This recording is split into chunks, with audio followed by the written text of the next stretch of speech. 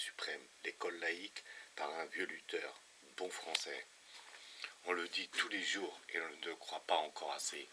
Trois dégoûtants personnages, aux airs de reine de sabbat, quoique n'arrivant pas à valoir les vidangeurs. Louis XV se dispute la France, encore une proie qui leur appartient. Et ce n'est pas seulement un lambeau du noble corps de la grande victime qui réclame sur l'ironique sourire du valet de bourreau, c'est le corps tout entier, son âme, sa fortune, ses enfants. Ils sont trois, tous trois bien rentés, mais toujours avides, toujours gonflés de rancune et d'envie. Un, le diable, lion rugissant qui guette son âme, l'âme de la France, pour l'entraîner en des régions que je ne saurais dépeindre et l'y dévorer comme un butin fait sur Dieu. 2.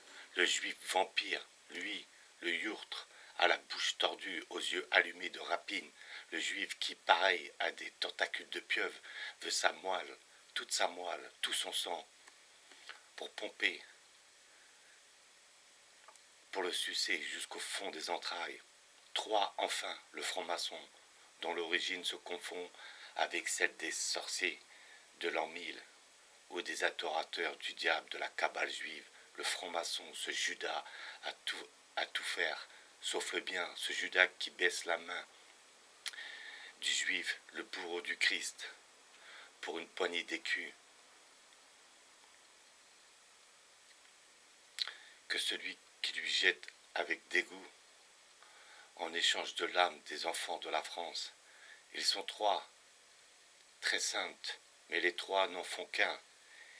Et ce un s'appelle l'ange des ruines, le bloc de la haine, celui-là même qui, à cette heure et depuis bientôt 30 ans, crache tout le fief de ses entrailles sur la France chrétienne, leur état de service depuis qu'ils sont les maîtres. Ah, ne m'obligez pas, l'intelligent lecteur, à ouvrir le sac aux viles besognes, à passer sous vos yeux une à une toutes les abominations que ces gens-là font en cet endroit. La nausée nous monterait au cœur. Il faudrait vous expliquer ce que c'est qu'un crocheteur, ce qui joue ce rôle infâme. Vous dire aussi pourquoi à cette heure il serait plus avantagé et surtout plus sûr d'être rôdeur de barrière que gardien de la paix, fripon qu'honnête homme, voyou que prêtre. Pourquoi de milliers d'humbles et modestes citoyens dont le seul crime est de se consacrer aux bonnes œuvres et à la prière, traînés hors de leurs cellules et jetés à la rue comme des chiens par des argousins d'Hérode, sont allés dire aux étrangers qu'en France, sous la République, nous portions le deuil de la justice et de la liberté. Il faudrait rappeler encore toute cette longue série d'injustices criantes et manifestes, le vol audacieux, de spoliations sacrilèges, de lâches forfaits, de crimes atroces, de théories avilissantes, de délations odieuses sorties de ces trois têtes, à l'envers, comme une larve empoisonnée. Les morts eux-mêmes n'ont pas trouvé grâce devant leur rapacité. Mais hélas, ma main frémit, ma plume se brise, mon cœur se glace, mon âme s'indigne, le rouge me monte au visage, mes genoux battent d'effroi l'un contre l'autre, au seul souvenir de tant d'iniquités commises. Vraiment, l'écroulement est formidable. Ah, quel trou, la tête me tourne. Non, jamais en si peu de temps le mal n'avait exercé plus de puissance sur la terre. Aussi la crainte est partout et la sécurité nulle part. Les plus abusés, eux-mêmes soucieux et inquiets, regardent l'avenir avec épouvante. Et chacun se demande en tremblant, demain, sera-ce la mort ou le salut? Ce qu'il faudrait pour conjurer un cataclysme aussi proche que certains, pour terminer l'infernal grabuge et remettre la maison en ordre, il faudrait avant qu'arrivait ce grand soir annoncé par des sociétés secrètes, sociétés inspirées par le diable et dirigées par les juifs, ce grand soir qui doit envelopper de ses ombres et plonger dans le silence des tombeaux les ruines de ce pays qui a été la France chrétienne, Il faudrait changer de maître, et changer de maître, c'est signifier son congé à Barbaras, ce voleur insigne, homme de proie qui n'est entré dans la bergerie que pour égorger et détruire, puis enfin ramener le Christ, sauveur et restaurateur partout, d'où nous l'avons banni, dans nos lois, dans nos mœurs, dans nos écoles, dans notre vie publique, tout entier, car c'est le témoignage des peuples et des siècles, là où le Christ cesse de régner, l'enfer et ses suppôts prennent l'empire, et le pétrole remplace l'eau bénite, c'est le règne des scélérates, derrière Maxime, de la formule arnachique. Ouvrez les guillemets, le royaume du Christ n'est pas de ce monde. Changer de maître, pourquoi pas, cela dépend de nous.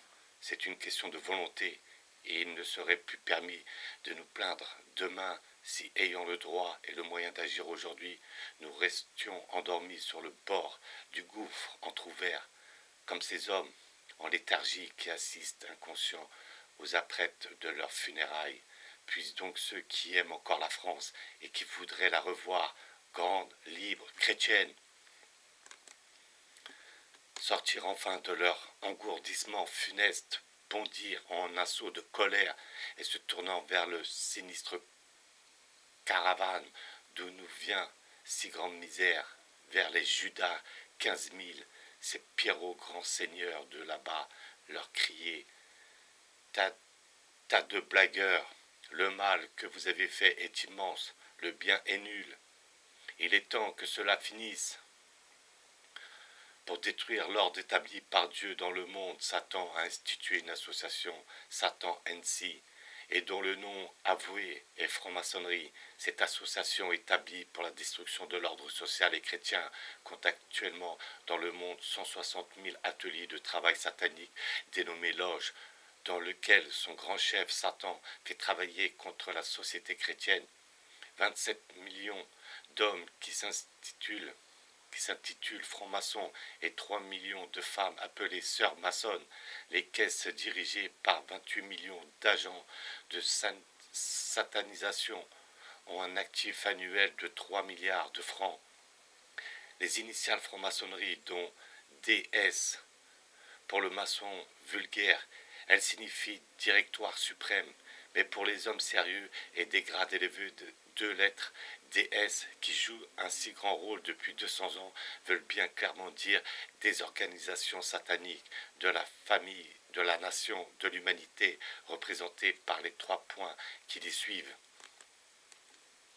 Le Suprême Conseil de France compte sous son obédience 100 000 maçons répartis en 700 ateliers ou loges, en pleine activité de déchristianisation.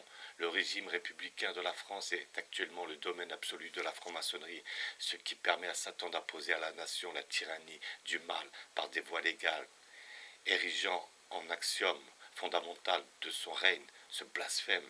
Ouvrez les guillemets, le nombre prime le droit, la vérité, la justice. On pourrait le prouver par A plus B. Ce sont les francs-maçons eux-mêmes qui l'ont avoué par la bouche du député Colfavru, président du Grand Orient de France en 1887. Nous sommes 200 aujourd'hui, 400 députés francs-maçons à la Chambre, et notre influence est considérable, car si nous sommes les alliés les plus actifs de la République, nous sommes aussi une société secrète agissant secrètement et dont le rôle est de faire disparaître les croyances et les superstitions. Nous voulons arracher l'avenir au cléricalisme. C'est pour cela que nous voulons que l'enfant soit instruit par nous. Pour combattre réellement les préjugés, il ne faut donner aucune éducation religieuse aux enfants, car il en reste toujours quelques traces lorsqu'ils deviennent des hommes et malgré qu'ils ne pratiquent pas.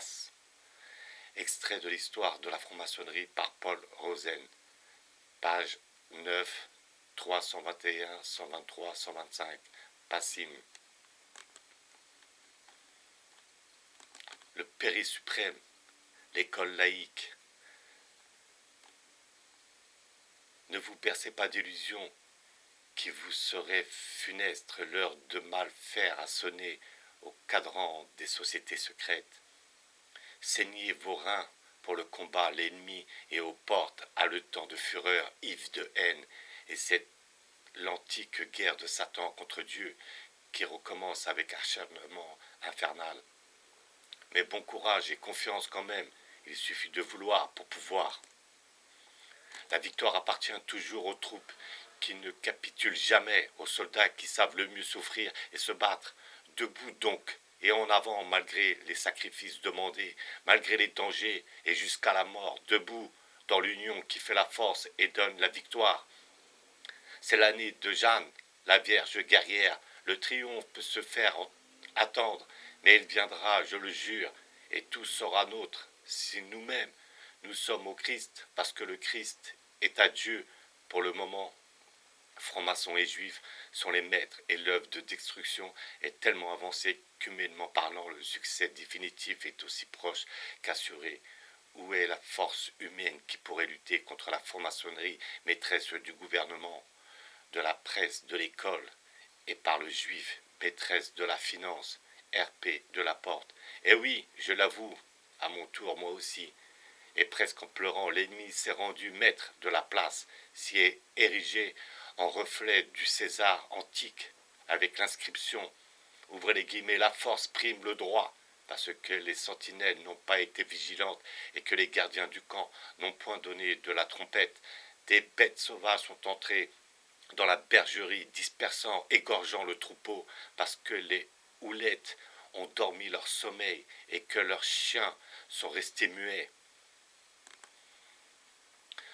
Aussi, il y a le péril en la demeure, péril pour nos foyers et nos croyances, péril pour nos femmes et nos enfants, péril pour nos libertés les plus chères, comme au temps de Néron et d'Édesse, évoquant tout à tour et la liberté de l'onagre, et la fraternité du poignard et l'égalité de la bête. Les ouvriers bûcherons de la libre pensée, les pieds dans la boue, la haine au cœur, les droits de l'homme à la main, ont juré d'abattre le vieux chêne catholique planté par nos pères, ces héros tombés dans l'honneur de la sublime devise « Dieu est parti », mais parce que les efforts tentés par l'impie disparu ont été impuissants à renverser le colosse, toujours debout, sur le gouffre qui a dévoré les insulteurs du XIXe siècle. Que les coups de pioche, les coups de sabre, la faim, l'exil, les crachats, les soufflets, les larmes, le sang n'ont servi qu'à rendre ces rameaux plus vigoureux et à prouver l'invincible vitalité de ce qu'on veut faire périr. Pris d'une rage soudaine et brûlante du désir d'écraser l'infâme, à l'imitation des sauvages, ils se sont dit, ces rusés démolisseurs, ils se sont dit que pour réussir cette fois dans l'entreprise, pour coucher dans la fosse commune, cet antique guerrier qui s'appelle l'Église militante, il n'y avait qu'un moyen possible et efficace, couper l'arbre par le pied. Et couper l'arbre par le pied, c'est éteindre le flambeau de la foi dans l'âme des générations naissantes. C'est faire de l'enfant d'un chrétien un petit sans-Dieu. C'est racler de son front le sceau divin du baptême pour le marquer du signe honteux de la bête. Couper l'arbre par le pied, c'est encore s'emparer de la femme, réhabilitée du christianisme et enrichie de ses dons, la pervertir, la corrompre, en faire, je l'avoue en rougissant, en faire une victime hébétée, avilie, dévoyée, une marchandise à vendre et à prêter, une chair à chiffon et à plaisir bas. Tel est le but indiqué par la chanson programme du F. Charles Bernard, le Benjamin des Loges. Si nous voulons abattre le catholicisme, écrivait l'impie Vindicé à Nubius, il faut commencer par supprimer la femme. Mais parce que nous ne pouvons pas la supprimer, corrompons-la au théâtre, au café, dans les soirées, partout, travaillons à cette œuvre sacro-sainte et concluant les maçons de la loge de Montélimar 1882 en rangeant un lambeau de vieilles soutanes, quand nous aurons arraché nos femmes aux griffes de ces prétendus représentants de Dieu sur la terre, nos fils affranchis deviendront de bons, de purs citoyens de l'avenir, des républicains numéro un. La scélératesse humaine est bien toujours la même. l'agent exécuteur de l'entreprise de déchristianisation. L'agent exécuteur de l'œuvre de déchristianisation d'origine presque à faire rougir un singe s'appelle Bloch Légion 15 000. D'après la conviction générale, une fée hostile semble avoir maléficié à sa naissance et son histoire peut s'écrire en quelques mots. Il est éclos sous l'incube du démon, d'œufs juifs et de taupes maçonniques sur la pourriture des nouvelles couches si chères au vieil enchanteur Gambetta, le fougueux tribun de roman qui le premier du haut d'un balcon après boire grisé par le hasard des événements jeta au nom des loges ce cri de guerre contre les grises, cri qui fit de lui presque un roi. Le cléricalisme, c'est l'ennemi, comme ses générateurs forains. L'agent Louveteau n'hésite que pour combattre l'Église est arrivé à l'athéisme pur et simple. Il est essentiellement antichrétien, juif et franc-maçon jusqu'au fond des entrailles, deux têtes sous le même bonnet et de ressemblance telle qu'une vieille chatte ne reconnaîtrait plus son petit. Et il ne faut certes pas beaucoup de perspicacité, écrit l'érudit à Davin, pour reconnaître que la franc-maçonnerie est bien d'origine toute judaïque, que les juifs, dont on retrouve la main dans toutes les sectes chrétiennes, ne cessent de nous apparaître comme les premiers et les plus indomptables meneurs de la franc-maçonnerie, la poussant directement ou indirectement à détruire notre religion. Ainsi, entre parenthèses, s'agit-il de guerroyer contre l'Église, contre Jésus-Christ, contre Dieu lui-même? Faut-il voler le pain d'un prêtre indigent, envahir la cellule d'un moine pour l'enchasser à coups de balai, empêcher un capucin de marcher pieds nus, saboter la conscience d'un enfant, faire en un mot toutes sortes de malhonnêtetés aux chrétiens, assez lâches pour tout subir, comme ces filles de condition déchues qui vont pleurer à la porte de ceux qui les battent. Entre le juif et le maçon, l'entente est parfaite. Ils se protègent, s'encouragent, se soutiennent, comme la corde soutient le pendu. Le juif dont l'audace est sans pudeur et avec l'habilité de mise en scène qui le caractérise, le juif bat la grosse caisse, imprime, dirige le mouvement, le franc-maçon, plus soumis à la consigne, l'exécute en fredonnant la chanson bien connue. Ne leur parlez pas de justice, de patrie, de famille, de religion. Les mots justice, patrie, famille, religion n'ont pas de sens pour des marchands tripoteurs qui ont un écu à la place du cœur et qui, interrogés sur leur état d'existence, n'auraient d'autre réponse à faire que celle de Blauwit à la reine de Roumanie, lui demandant à quel pays il appartenait. Mon Dieu, Majesté, je suis né en Bohême, je parle calabre, j'écris anglais, mais j'habite en France. Le juif maçon pourrait ajouter, pour être complet, je n'ai pas de patrie, je n'ai pas de religion.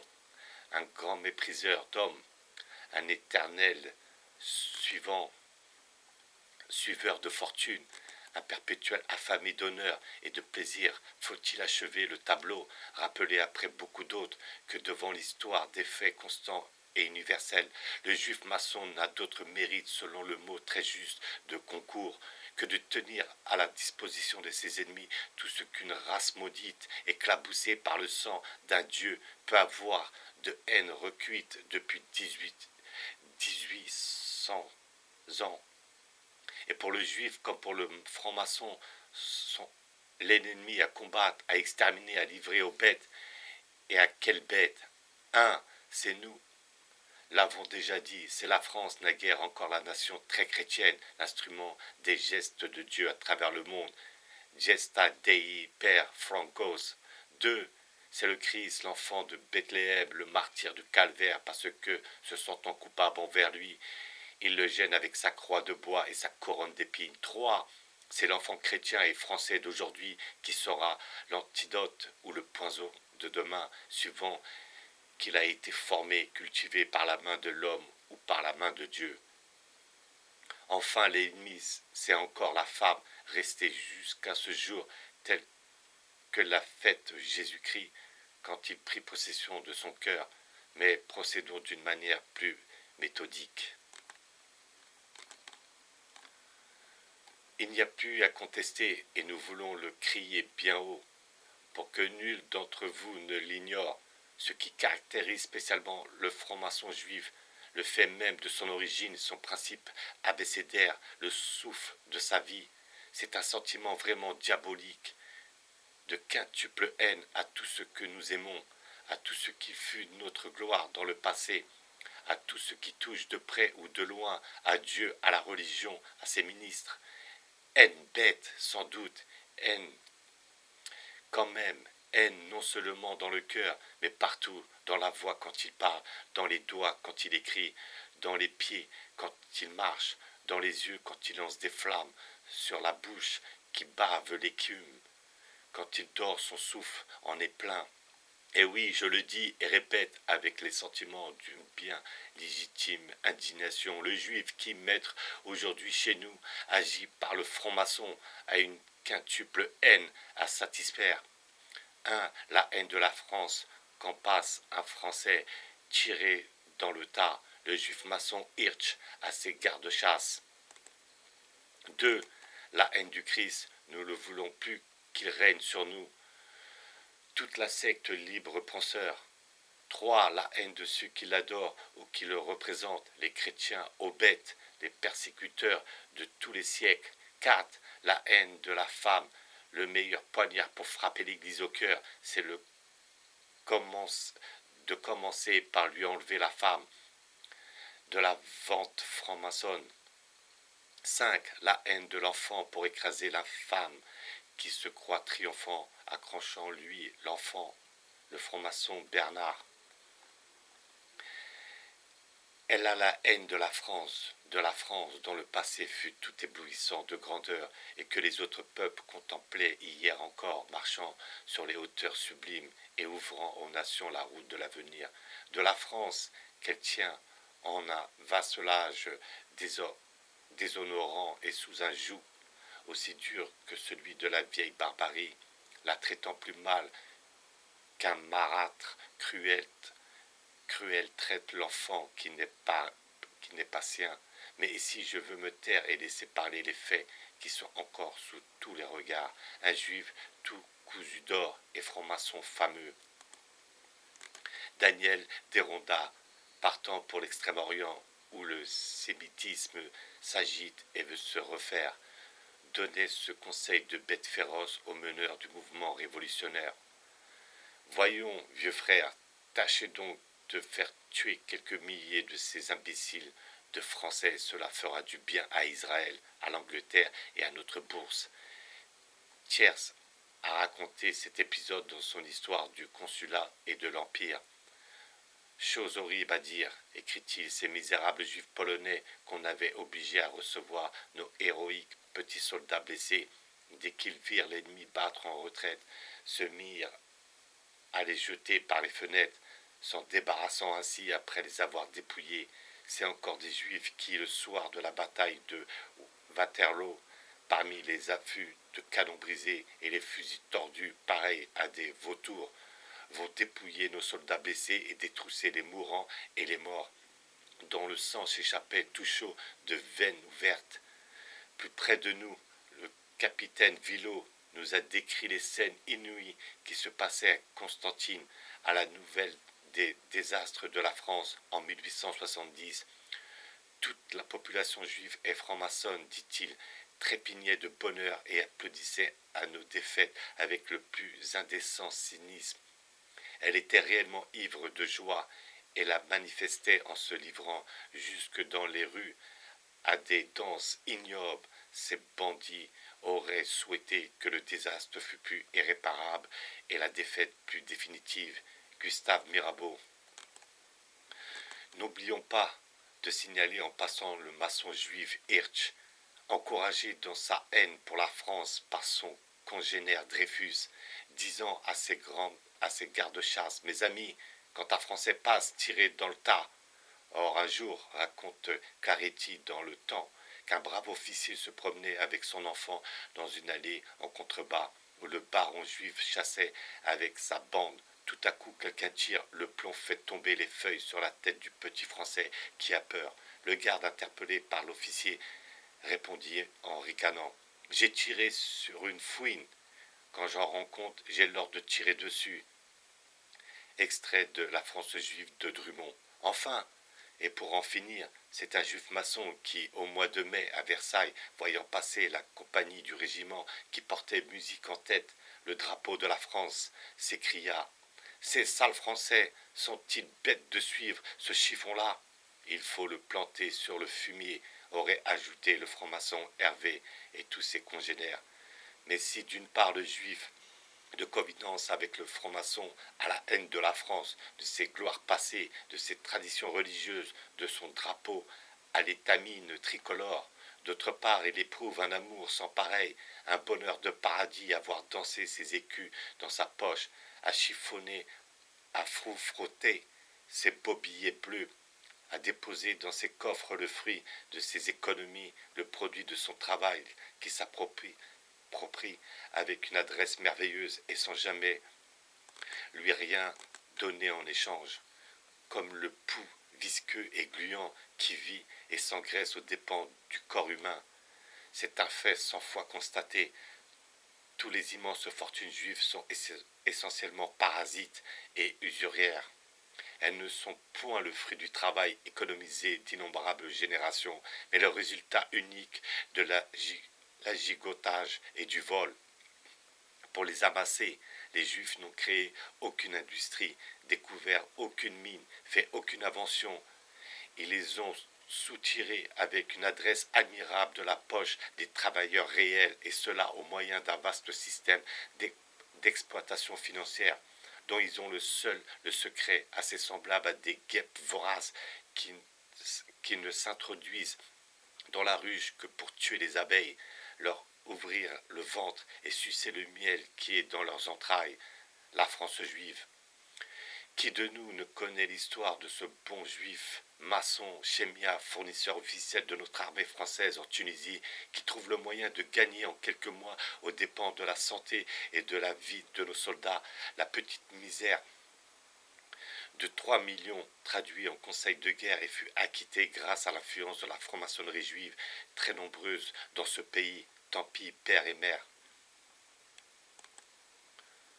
De famille, 18 000 de vos enfants sont morts de faim, victimes d'Israël et des fils de la veuve. Ô France, toi jadis le plus beau des royaumes après celui du ciel, en quelques mains barbares, es-tu donc tombé? Ne fût-ce pas comme chrétien, je pleurerais encore comme citoyen. Mais Seigneur, laissez-vous toucher par notre larme et prononcer la parole libératrice.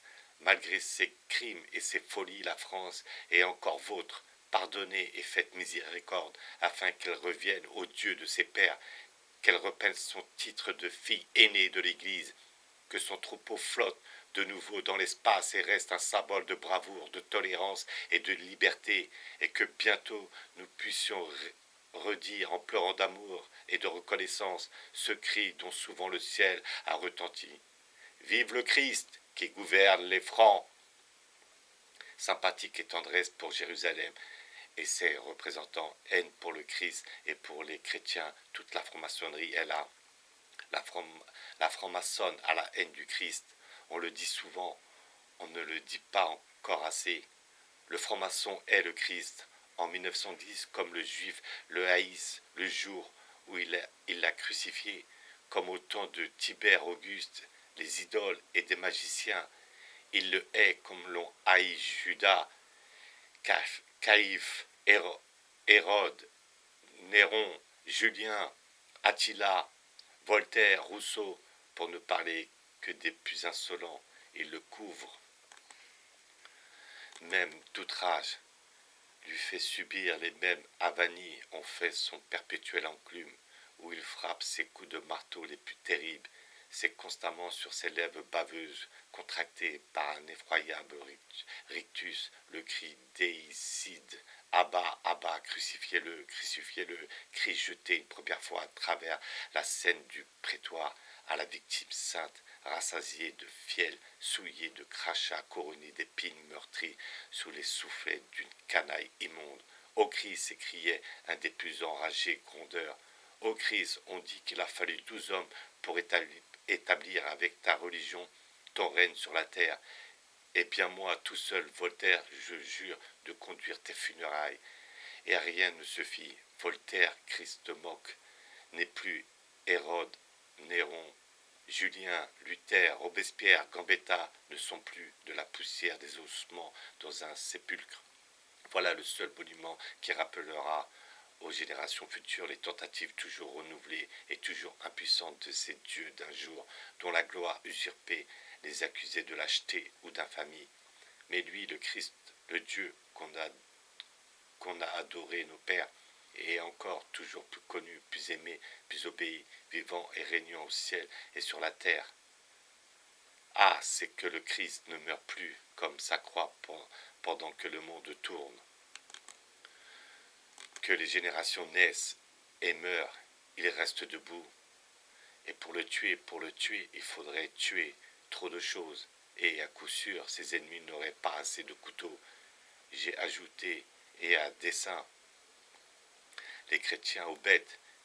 Tel est le cri et la secte impie qui a fait de la guerre au catholicisme, à l'Église, à ses ministres, la base de sa politique, son Delanda Carthago, et dont chaque adepte, comme le F. Voltaire, je ne m'arrêterai pas longtemps à le démontrer. Cela est si vrai qu'au moment même où les prêtres allaient être fusillés par la commune, le juif maçon Descosta leur adressa cette apostrophe d'un cynisme révoltant.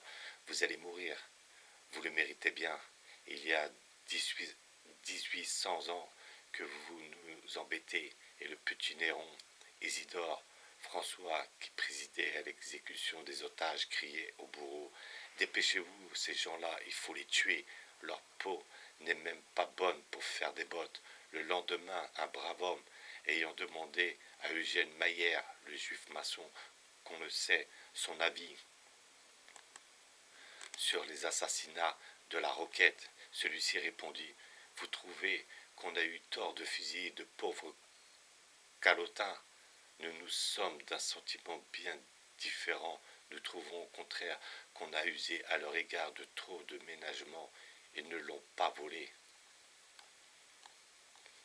La haine que le franc-maçon avouait à la religion ne s'arrête pas en route, et loin de s'émousser, s'aigrir au contraire jusqu'à la rage après le Dieu saint dont le nom est miséricorde, comme l'affreux Moloch des Phéniciens.